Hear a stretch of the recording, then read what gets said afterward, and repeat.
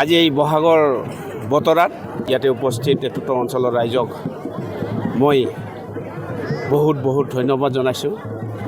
আজি আমাৰ বনগাঁও নিমাগাঁও বিহু সন্মিলনী সমিতিয়ে আজি এই বসন্তৰ পৰশত আমিও এইবেলি ৰৈ থকা নাই, আমিও তাৰ ব্যতিক্ৰম নহয়। সেই দেখি আমিও ৰঙালী বিহু উদযাপন কৰিছোঁ।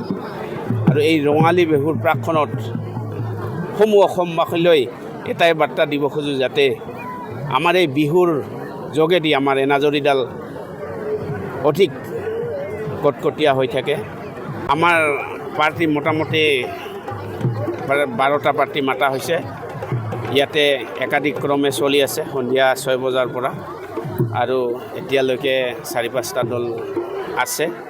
তাৰ মাজে মাজে আমি অলপ ব্যতিক্ৰম কৰিছোঁ। এইবাৰ বিহু মাজে মাজে আমি বিহু জেং বিহু দল, কৌতুক গোষ্ঠী অলপ ব্যতিক্ৰমভাৱে কৰিব চেষ্টা কৰিছোঁ।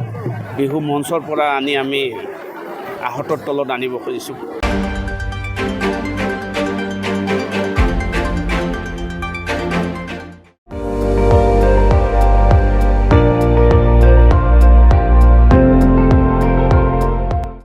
আপুনি চাই আছে ND24, সৰ্বশ্ৰেষ্ঠ নহয় সৰ্বোত্তমৰ দৌৰত।